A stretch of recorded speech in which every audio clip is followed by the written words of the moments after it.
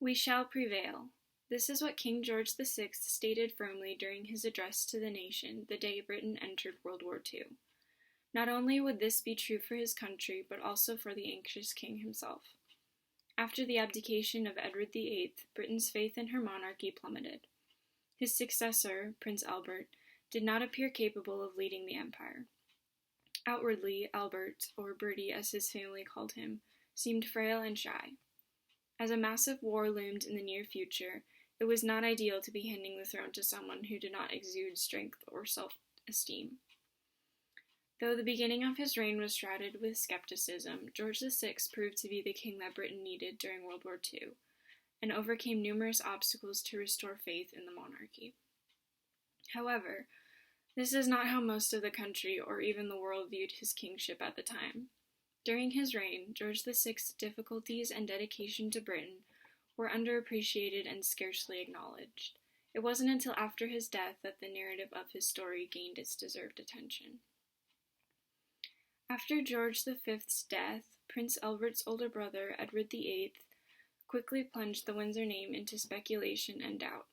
The former playboy prince had always despised his royal responsibilities and wanted, quote, the privilege without the duties, end quote.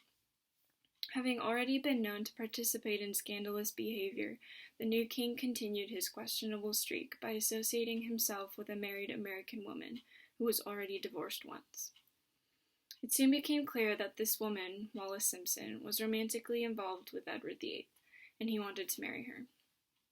John Simkin, in his article George VI, explains that when Edward stated he could not, quote, discharge the duties of king without the help and support of the woman I love, end quote, it became increasingly clear that he would abdicate.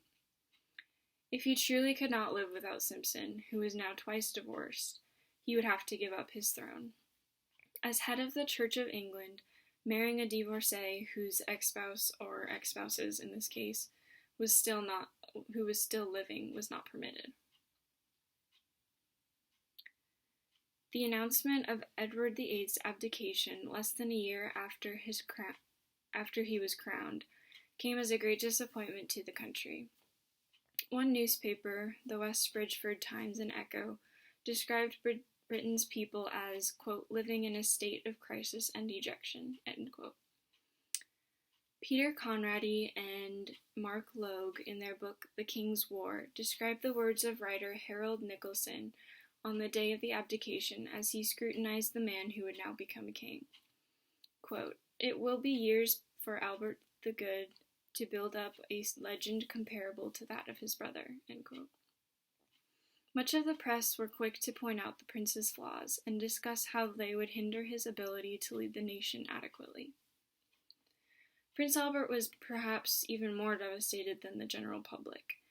His mother, Queen Mary, described his reaction in this way, quote, the whole abdication crisis made him miserable. He sobbed on my shoulder for a whole hour when he knew that he had to take his brother's place, end quote. According to Deborah Cadbury's book, Princes at War, Albert wrote to his cousin, Lord Mountbatten, during the ordeal, stating, quote, this is absolutely terrible. I never wanted this to happen. I'm quite unprepared for it, end quote. Cadbury's, as well as Conradi and Logue's books, shed more light on his extreme inner distress than early writers and press. The Wiltshire Times and Trowbridge Advertiser wrote in its coronation edition, quote, although he has accepted the succession, he would nevertheless have preferred a relative obscurity to the burden and cares of kingship, end quote.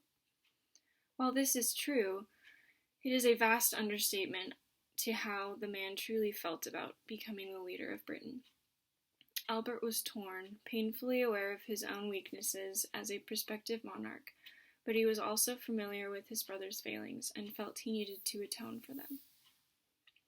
Edward VIII's abdication seemed to greatly damage the already fragile relationship he had with his younger brother. Edward, now taking the title Duke of Windsor, is described as being able to make Albert feel inferior simply by being in the same room. The younger prince had grown up in the shadow of his brother. While he exuded confidence and charm, Bertie was sickly and shy. never destined to be king like the other had been. Conradi and Logue described the Duke of Windsor as being, quote, openly critical of his younger brother, end quote. Earlier analyses of George VI's life glossed over the tension that always existed between the brothers, and how severely it affected the king. On May 12, 1937, Prince Albert was crowned King of Britain, and he took on the name George VI to emphasize continuity with his father and restore confidence in the monarchy. At the time of the coronation, the public was divided between those who doubted the new king's abilities and those who favored him. One journalist wrote, quote, "Speech from the throne of George VI. It's enough to make anyone stutter," end quote, poking fun at the stammer Bertie had struggled with throughout his life. This speech impediment was the focus of many harsh jabs towards the king, and concerned those who already doubted whether he was fit for duty. Cadbury describes it in this way, quote, "The king's disability, like the advanced years of his leading ministers, was a glaring symbol of a weak regime," end quote. On the other hand, there were many who already believed the country's leadership was in better hands. As Sarah Bradford explains in her book, George VI, they were looking to him to, quote, blot out the past, end quote. West Bridgeford Times assured its readers, quote, "The sense of void and loss has been repaired. It can be truthfully said that the loyal esteem and regard have been sensibly widened and deepened," end quote. Unfortunately, the king himself knew how starkly his weaknesses stood out. Cadbury's book is an example of more recent writings that explain the full extent of George VI's feud with his brother and the inner turmoil he experienced in the face of his own fragilities. One of the most daunting aspects of kingship, and one of the most underappreciated difficulties for George VI, was the plethora of public speaking engagements. Throughout his early life, his father and tutors showed little understanding for his stutter. This would prove to instill a fear of social interaction, and bouts of extreme frustration when words failed him. Years before the abdication, Elizabeth, Bertie's wife, encouraged her husband to meet with Lionel Logue, an Australian speech therapist, to try and remedy the problem that caused so much anxiety.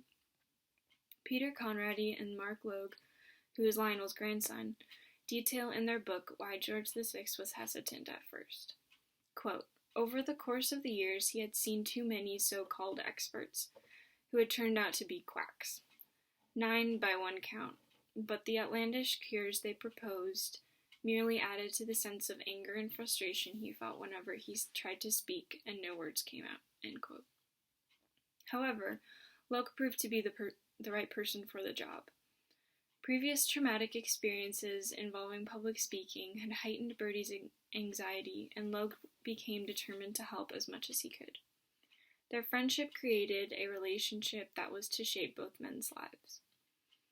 After George VI became king, his speeches held a greater importance and larger audience, so he continued to work with Lionel often. The Australian was summoned to the palace each time the king made a radio address, and would continue to coach him until the defect was nearly unnoticeable. One journalist, John Gordon, described Lionel Logue as the man who came to London unknown and gave the king the power to speak. Conradi and Logue used this relationship as the focus of their book, giving the king's incredible determination the attention it lacked at the time of his reign. This was perhaps the largest obstacle that George VI had to overcome, but was scarcely highlighted in early studies of his life. Along with an increase in public addresses, George VI faced new roles as World War II began. "I wish I had a definite job," the king wrote in a letter to Lord Mountbatten. He technically had no formal power, but consulted with his government often. It seemed as though the most important job now would be to boost the morale of his people.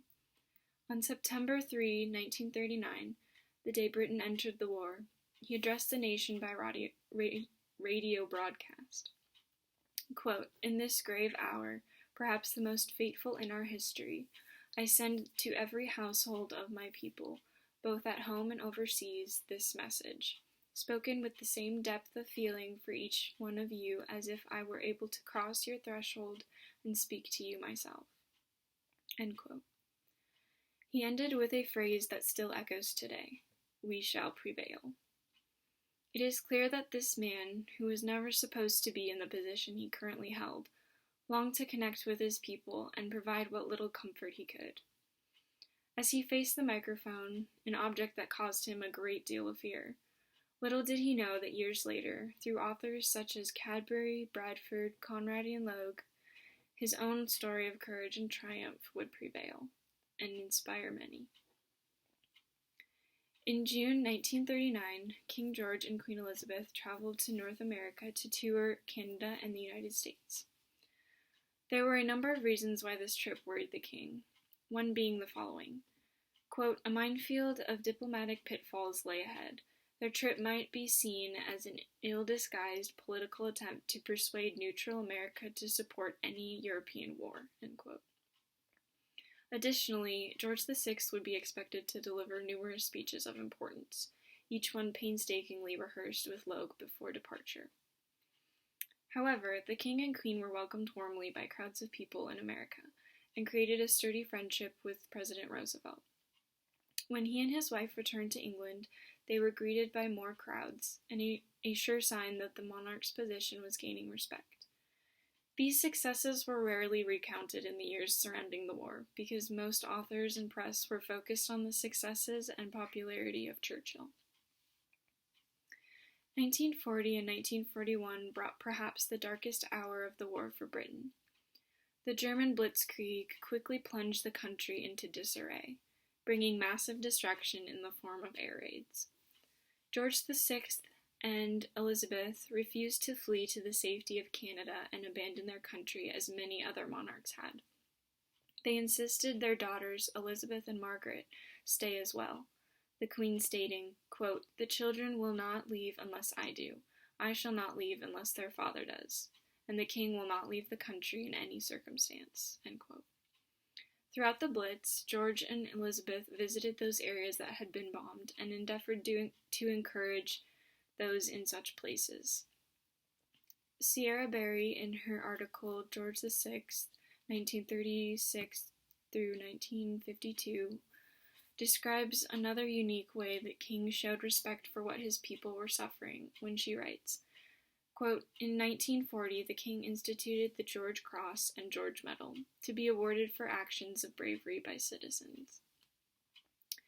The king and queen were not always welcome when they toured bomb sites, but the hostility was soon to change. Buckingham Palace was bombed 9 times throughout the entirety of the war. The most severe bombing, in September 1940, nearly injured the royals severely. Afterwards, the queen famously said, quote, "I am glad we have been bombed. It makes me feel I can look that East End in the face." End quote. Indeed, it seemed as though the king and queen could be seen to be sharing at least some of the privations of their bombed-out subjects. Their reception as they toured bombed areas was no longer resented or unwanted. England was behind us, one said. We no longer felt that we were alone. The compassion and dedication George VI and Elizabeth showed for their people, as well as the importance that the royal family stayed together, was not highlighted until years later, when books such as Bradford's and newer online articles were published. Bradford especially highlights the closeness that existed between the king and queen. She was a calm presence when his anxiety overwhelmed him, especially after he assumed the throne. Quote, "In private, she saw it as her duty to be supportive and protective of the king, but she did not initiate policy or interfere in the political side of the king's affairs." End quote. Bradford also gives attention to how important it was for Bertie to be the father to his daughters that he lacked when he was a boy. She does this by outlining his less-than-ideal relationship with George V, his father, and how it negatively affected him. The bombing of the palace was certainly not the only difficulty faced by the royal family. The Duke of Windsor, previously Edward VIII, had been suspected of favoring Nazi ideologies. Less than a year after his abdication, the Duke and his wife were seen touring Nazi Germany and meeting Hitler. Quote, "The sight of the former British monarch doing a Nazi salute was chilling," end quote. Winston Churchill, now the Prime Minister, described the Duke's behavior in this way. Quote, "The activities of the Duke of Windsor have been causing His Majesty and myself grave uneasiness, as his inclinations are well proven to be pro-Nazi," end quote. In addition to this family crisis, George VI also lost his younger brother, the Duke of Kent, in a plane crash on August 25, 1942. The king was devastated by this loss. The strain of war continued to take its toll. In a letter to his mother, the king expressed his frustration for those who constantly questioned the actions of the British government. Quote, "It is always so easy for people to criticize when they do not know the ins and outs of the question," end quote.